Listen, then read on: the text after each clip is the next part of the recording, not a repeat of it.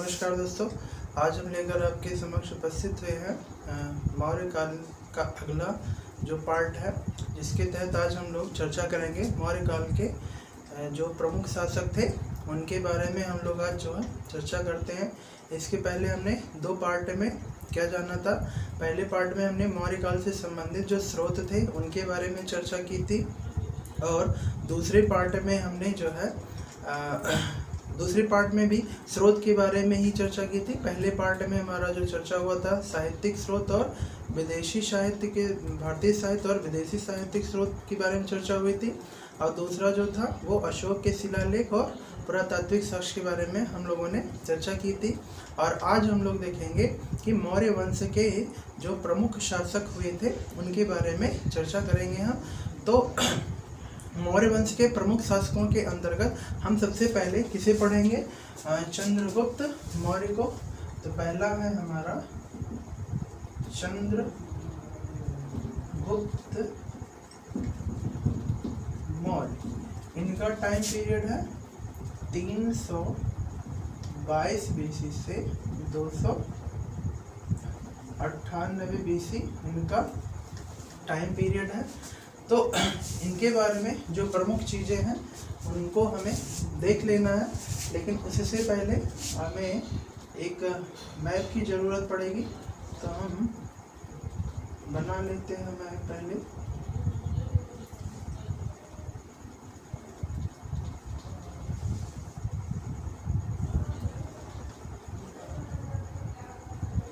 ये अगर एक छोटा मोटा मैप तैयार करें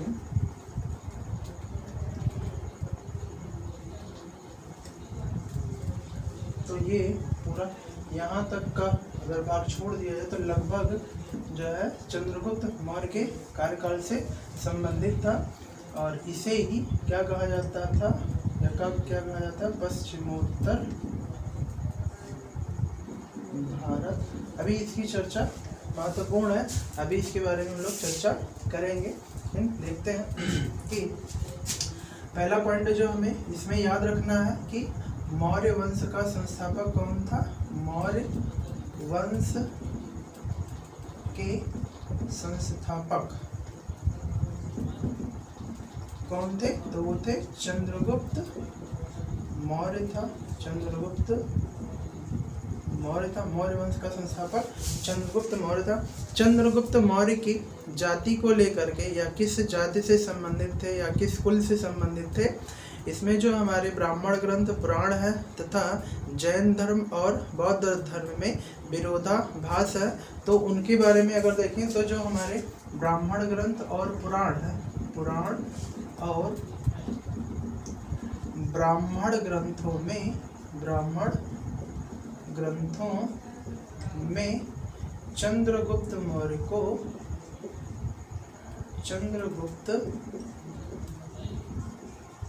को क्या कहा गया है? शूद्र या निम्न कुल से संबंधित बताया है। निम्न कुल से संबंधित बताया गया, जबकि बौद्ध ग्रंथ और जैन ग्रंथों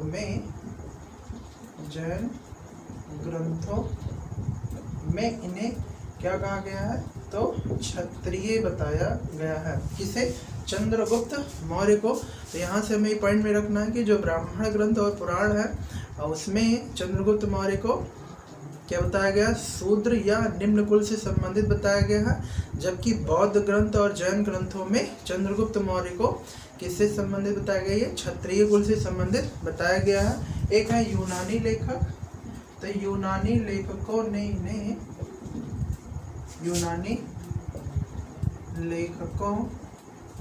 ने किस कुल से संबंधित बताया? तो साधारण कुल से संबंधित बताया। तो अगर ब्राह्मण ग्रंथ पुराण की बात होगी तो इन्हें क्या बताया गया? शूद्र या निम्न कुल बताया गया, जबकि बौद्ध ग्रंथ और जैन ग्रंथों में क्षत्रिय बताया गया है।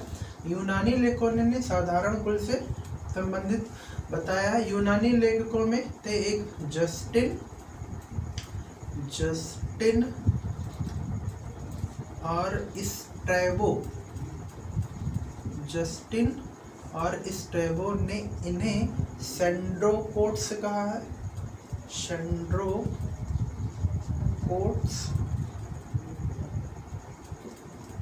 जबकि एक थे, दो और थे, एरियन और प्लूटार्क ने इन्हें एंड्रोकोट्स कहा है, एंड्रोकोट्स कहकर संबोधित किया है। अच्छा, सबसे पहले जो है यूनानी लेखकों ने जस्टिन स्ट्रैबो ने इन्हें सेंड्रोकोट्स कहा है, जबकि एरियन और प्लूटार्क ने जो है इन्हें एंड्रोकोट्स कहा है। 1793 ईस्वी में, 1793 एडी में विलियम जोन्स नामक इतिहासकार ने ये जो सेंड्रोकोट्स और एंडोकोट्स का संबंध किससे स्थापित किया था, जो हमारे यहाँ धार्मिक ग्रंथों में चंद्रगुप्त मौर्य को कहा गया था। चंद्रगुप्त मौर्य से स्थापित किया किसने, तो विलियम जोन्स ने। कब, 1793 ईस्वी में ही पहली बार बताया था कि जो जस्टिन स्ट्रैबो जिसे सेंड्रोकोट्स कहते थे, एरियन और प्लूटार्क जिसे एंडोकोट्स कहते थे, तो उनका संबंध किससे स्थापित किया था, चंद्रगुप्त मौर्य से। अगर हम अगला पॉइंट देखें तो चंद्रगुप्त मौर्य ने सर्वप्रथम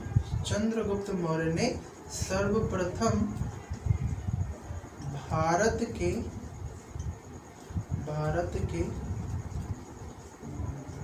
पश्चिमोत्तर भाग पर अधिकार किया था,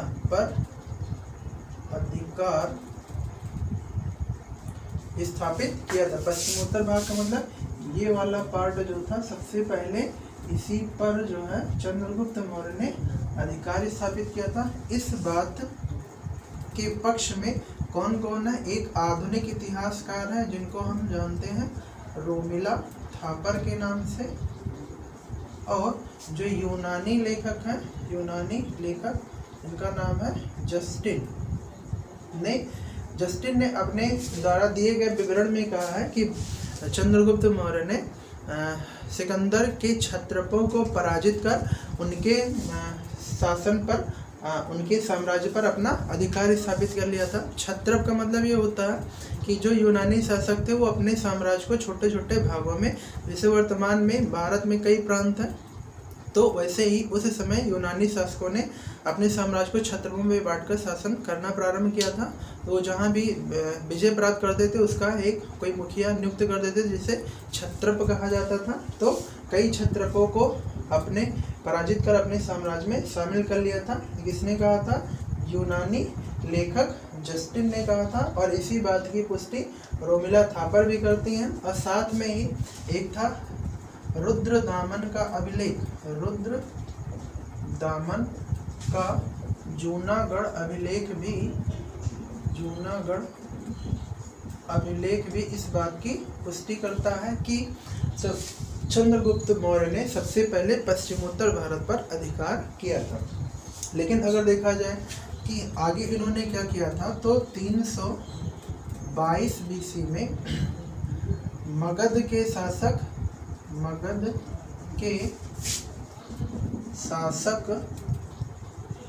धनानंद को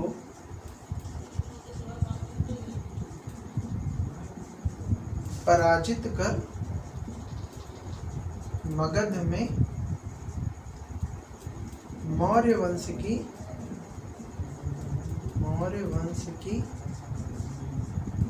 स्थापना की।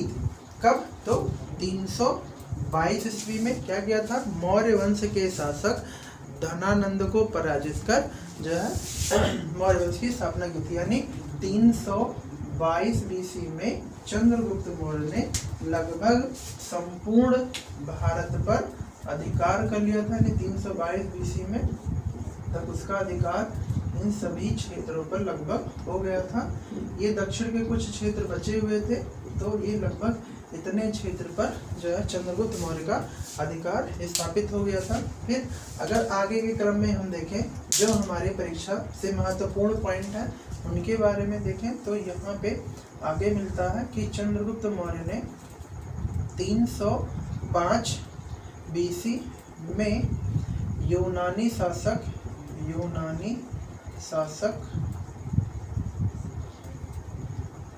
सेल्यूकस के साथ युद्ध हुआ था। कब? 305 BC में चंद्रगुप्त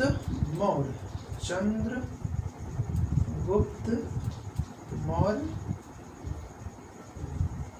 और यूनानी शासक सेल्यूकस के मध्य युद्ध हुआ था। इस युद्ध में एक संधि हुई थी।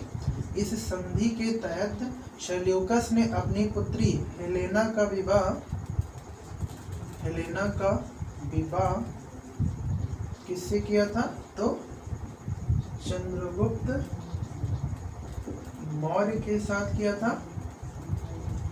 और साथ ही अपना एक राजदूत जिसे कहा जाता है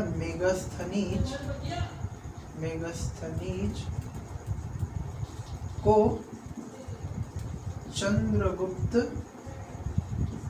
मौर्य के दरबार में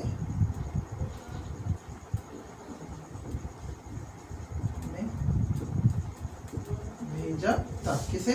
इस संधि के तहत क्या हुआ कि सेल्यूकस ने अपनी पुत्री हेलेना का विवाह चंद्रगुप्त मौर्य से किया था तथा अपने एक राजदूत जिसका नाम था मेगस्थनीज को चंद्रगुप्त मौर्य के दरबार में भेजा था। साथ में ही जो है अपने द्वारा विजित कुछ यूनानी क्षेत्र को भी दिया था, यानी कुछ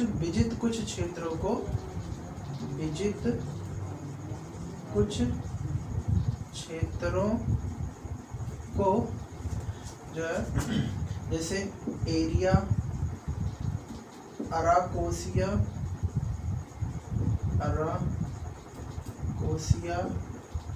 जेडरोसिया आदि क्षेत्रों को जो है चंद्रगुप्त मौर्य को दे दिया था।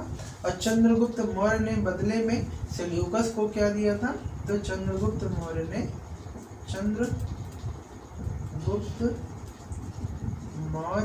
ने बदले में 500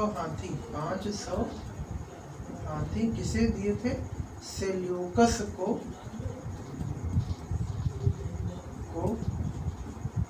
दिया था। यानी 305 BC में एक युद्ध हुआ था। किसके मध्य? चंद्रगुप्त मौर्य और सेल्यूकस के मध्य एक युद्ध हुआ था। इस युद्ध के तहत एक संधि होती है। किसके मध्य? चंद्रगुप्त मौर्य और सेल्यूकस के मध्य। इसमें से महत्वपूर्ण बातें क्या निकल कर आती है जो हमारी परीक्षा की दृष्टि से बहुत ही इम्पोर्टेंट है? उसमें क्या होता है? सेल्यूकस ने अपनी पुत्री हेलेना का विवाह चंद्रगुप्त मौर्य से किया था। साथ ही अपना एक राजदूत जिसका नाम था मेगस्थनीज को कहाँ भेजा था? चंद्रगुप्त मौर्य के दरबार में भेजा था। और तीसरी बात में क्या होती है कि सेल्यूकस ने अपने द्वारा विजित कुछ यूनानी क्षेत्रों को किसको दे दिया था? चंद्रगुप्त मौर्य को। इन तीनों के बदले में चंद्रगुप्त मौर्य ने सेल्यूकस को क्या दिया था? तो 500 हाथी भेंट किए थे। इस बात की जानकारी जो है किसी भी भारतीय ग्रंथ से नहीं मिलती है। इनकी जानकारी जो है हमें यूनानी इतिहासकारों के ऊपर ही निर्भर होकर प्राप्त करनी से ही मिली, यूनानी लेखों के द्वारा दिए गए विवरण से ही प्राप्त होती है। भारतीय ग्रंथों में जो है चंद्रगुप्त मौर्य और सेल्यूकस के मध्य में हुए 305 BC में युद्ध के बारे में कोई विवरण प्राप्त नहीं होता है। तो वहाँ से हमें ये इतनी जानकारी मिलती है। साथ ही जो है अगर हम देखें आगे के कुछ पॉइंट में कि चंद्रगुप्त मौर्य ने क्या किया था? 322 में अपना अधिकार स्थापित कर लिया था। कुछ और प्रश्न पूछे जाते हैं चंद्रगुप्त मौर्य से संबंधित। तो एक था कि एक थे जस्टिन लेखक और एक थे प्लूटार्क। तो जस्टिन ने कहा था कि चंद्रगुप्त मौर्य ने जो है चंद्रगुप्त मौर्य की सेना को डाकुओं का गिरोह कहा था। चंद्रगुप्त की सेना को डाकुओं का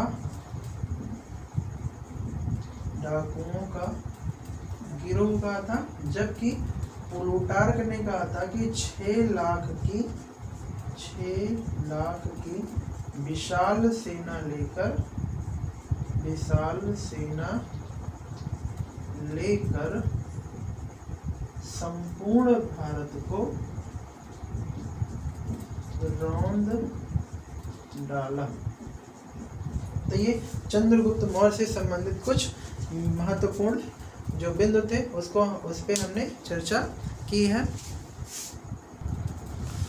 तो चंद्रगुप्त मौर्य के बाद में अब हम लोग देखते हैं चंद्रगुप्त मौर्य का जो पुत्र था बिंदुसार। तो बिंदुसार के बारे में भी महत्वपूर्ण पॉइंट पे हम लोग चर्चा करते हैं जो हमारी परीक्षा की दृष्टि से इम्पोर्टेंट होंगे।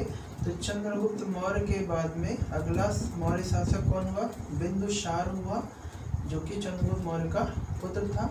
इसका कार्यकाल कब से कब तक था? तो ये था 298 BC से 273 BC था। किसका? बिंदुसार का कार्यकाल। अच्छा, इनके बारे में जो है ब्राह्मण ग्रंथों में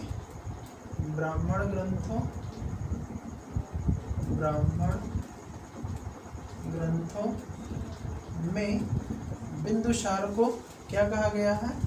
तो नंदसार या भद्रसार कहा गया है। किसमें? ब्राह्मण ग्रंथों में। और जो सबसे इम्पोर्टेंट है, यूनानी लेखकों ने इसे क्या कहा है? यूनानी लेखकों ने बिंदुसार को क्या कहा है? अमित्रचेट्स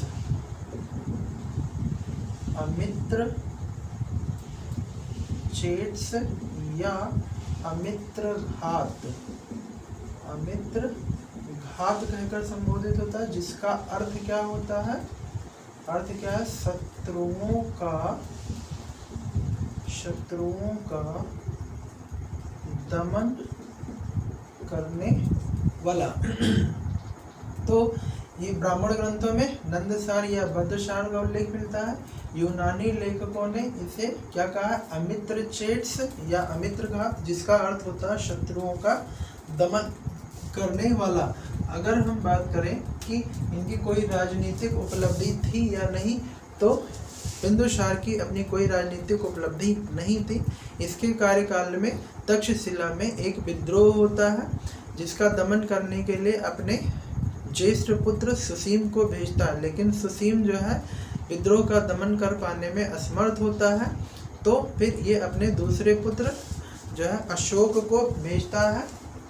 बाद में अशोक ने जो है वहाँ पर विजय प्राप्त करने में सफलता प्राप्त की और फिर उस विद्रोह का दमन किया। और दमन करने के बाद में बिंदुसार ने अशोक को तक्षशिला का क्या नियुक्त किया था? राज्यपाल नियुक्त कर दिया था। तो राजनीतिक उपलब्धियों के अंतर्गत हम देखें तो इसके कार्यकाल में तक्षशिला में विद्रोह शुरू हुआ था। तो तक्षशिला था कहाँ पे? तो यही पश्चिमोत्तर भारत में स्थित था तक्षशिला पश्चिमोत्तर भारत में स्थित था। यहाँ पे होता है विद्रोह। तो विद्रोह का दमन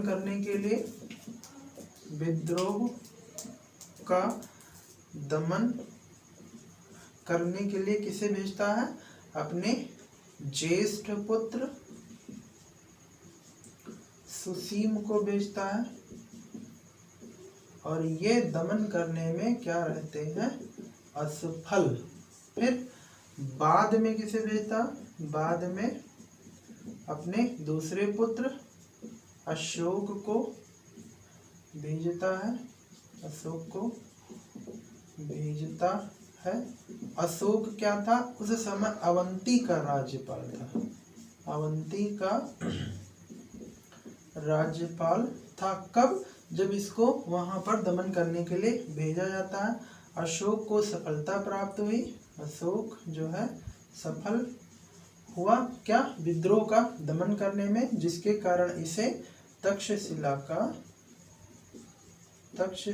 का राज्यपाल बना दिया। किसने? बिंदुसार ने। अब इसके बारे में कुछ और पॉइंट हैं जो विदेशी शासक थे उन्होंने अपने यहाँ जो है एक राजदूत बिंदुसार के दरबार में भेजे थे। तो वो कौन थे? वो था सीरिया का राजा, सीरिया के शासक एंटियोकस प्रथम। एंटियोकस प्रथम ने राजदूत के तौर पर डायमेकस को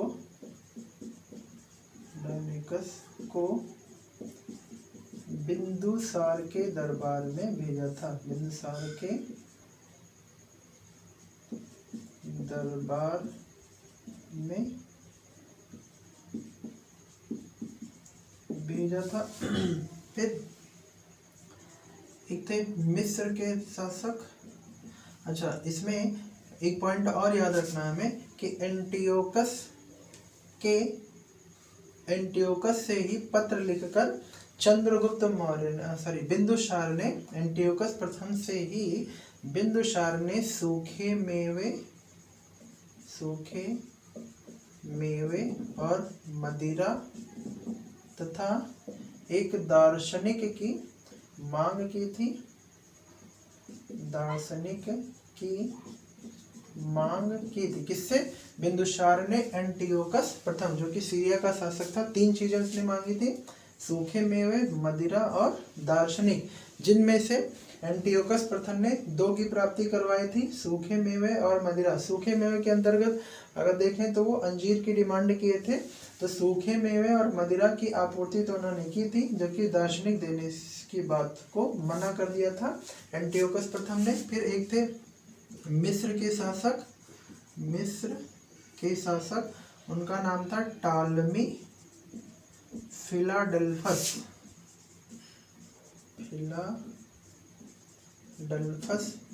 ने डायनोसिस को